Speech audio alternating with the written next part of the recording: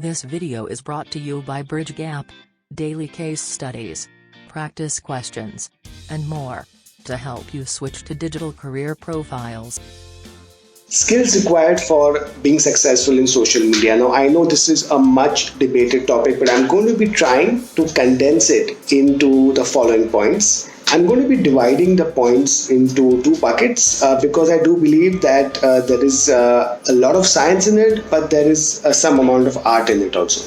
So, I'm talking about the points which come under science, right? So when I say science, it means that these are things which can be learned. You can improve upon it and just keep on getting better at it.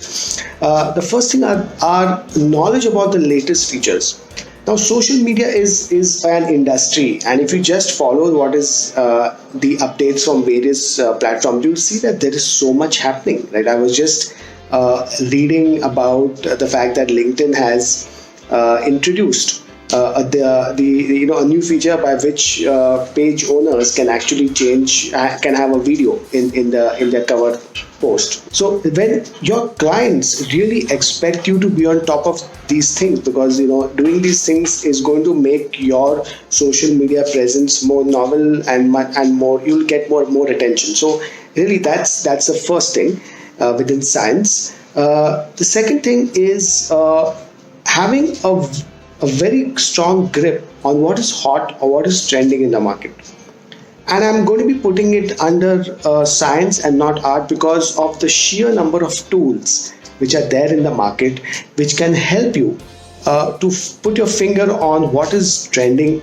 And because that's a very big part of a social media person's job, right? Which is, you have to find out what is trending and see if there is something which is related to your category, and then you can do some things around it, right? And just for the sheer number of tools, I mean, you have within Twitter itself, you have you find it's very easy to find out what's trending. Then there is Google Trends. There are other tools which will tell you that at any point of time, in any location in the world, what is it that people are really talking about. The third thing is within science is definitely the ability to be at ease with multimedia. So by that, it's images, audio, video, and the sheer. If you look at your feed, within any of the platforms, you'll see that it is dominated by images which are attractive, videos which are quick and nice to view, or audio podcasts, you name it. So the ability to be at ease and play with these formats and use them to build posts, to make posts which are engaging, that's an important skill. And the last skill within science would definitely be it's a skill which you come with, right? So if you have a previous background in any one of this, so you could be someone with a background in design, or a background in copy or communications, or even a background in marketing, it definitely helps when you start doing social media marketing. So, and if you don't have a background, you have to have a flair, right? So that's something which can compensate a flair or aptitude. So that's something which will compensate for less or no background in any of these. So those are the four things which I would count under the science, right? These are things, as I said before, these are things which can be learned, and I'm calling it a science because there are enough tools out there. You can enough videos out there. There are things which you can kind of see and pick up, and over time, right? Now coming to the tougher bit, right? I'm coming to the things which are under art. And the first thing there is the uncanny ability to really pick up things which you think are going to be popular.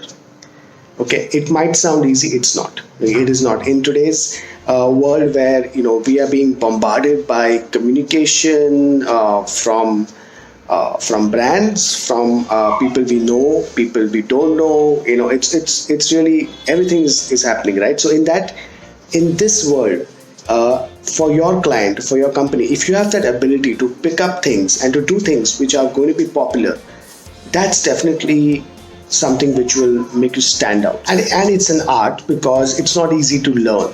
Whichever, there could be enough number of tools out there, but that ability, that sixth sense to really pin down on things and say this I think is going to be popular, right? That's something which I would count as a very useful skill if you have it, right? So that's the first one. The second one is influencer interaction, right? So if you look at the social media activities of especially the bigger brands, right? So there is one channel which is really about content calendar and doing the posts, being doing contests, things like those. The other bit, which is being in touch with the influencers in your category, and that is immensely valuable because even just one mention by an influencer or someone who has a voice and opinion, who's followed on social media, just one mention of your brand by him can do wonders, right? So the ability to understand who are the main influencers in your category and then to be in touch with them and kind of make your voice heard, in an interesting way, which makes it almost very tempting for the influencer to mention you, right? So that's again something which is an art, cannot be learned easily. There are many tools out there, but it's tough, right? So those are the two things within art. So hopefully now that I've spoken about four things within science and two things within art. I mean, that's really the recipe for being successful, in my opinion, in social media. Thank you.